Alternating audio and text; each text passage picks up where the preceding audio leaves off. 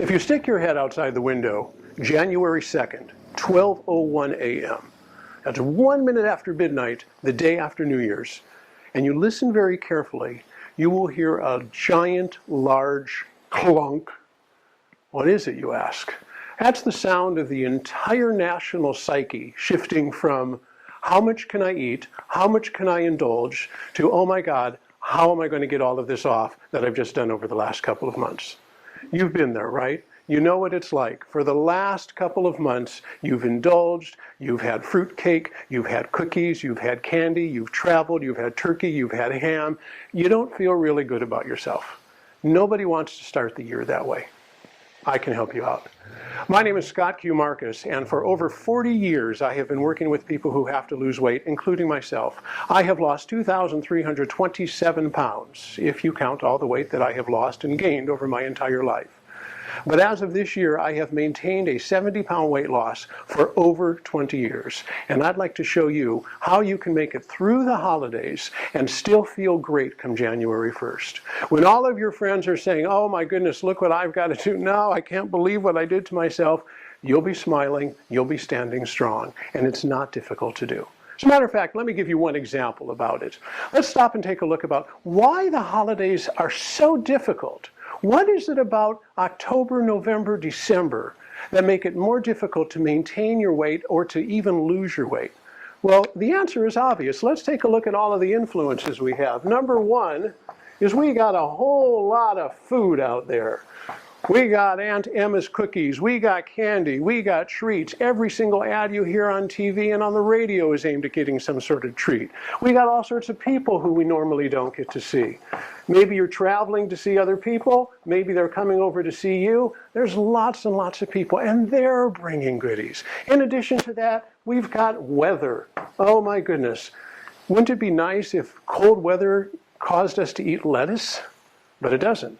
So we kind of nest and we go with stews and creamy stuff. We've got the season. Now, whether you celebrate Christmas, whether you celebrate Hanukkah, whether you don't celebrate at all, the influences are there. There are foods that only come out this time of year.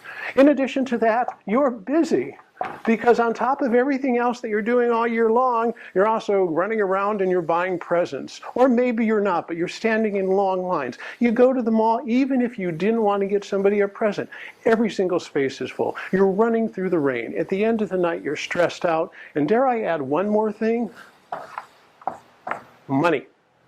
It's an expensive season.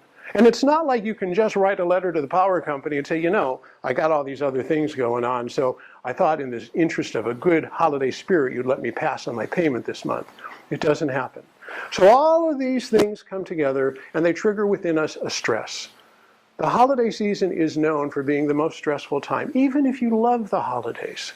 Between having to deal with Uncle Randy's argumentative mood, or having to see people you haven't seen, knowing it might be the last time you're going to see Aunt Margaret, really wishing you could spend more time with people, trying to catch up, getting stuck in airports, traveling long distances, having people come over, buying all of the food, preparing everything. I tell you, just after describing all that, I want to go eat. And that's what the holidays do. The question is, how do we get through this? And the number one thing we've got to realize is losing weight, or even maintaining in October, November, and December, is not the same as it will be in January, when everybody's helping you out. So step one, in order to make it through the holidays, is to set realistic goals. Maybe for the rest of the year, it's realistic to say you're going to get out and you're going to walk a half an hour every single day. Or maybe for the rest of the year, it's okay to say, I think I can lose about a pound a week. Maybe for the rest of the year, it's okay to deprive yourself of some things that you really want. But come the holiday season, if we don't have realistic goals, we are automatically condemning ourselves to defeat. Step one, set realistic outcomes. As opposed to saying, I'm going to continue to stay on my diet, or I'm going to continue to stay on my program, maybe the key is to say, come the beginning of next year, I plan to be exactly where I am now. You get the control. It's up to you what you want to do. And these are the type of things that we're going to talk about over this series. Now you might be saying to yourself, well, why you? Well, I've done this. I've been there. I've helped literally tens of thousands of people. I live it. I walk it. I have to deal with this every single day. I'll share my stories with you. I'll tell you what I'm doing. I'll tell you when I'm having a tough time. I'm just like you. and I've managed to do it. And if I'm just like you and I can do it, I don't see why you can't do it. Maybe you say, well, I've never been able to do it.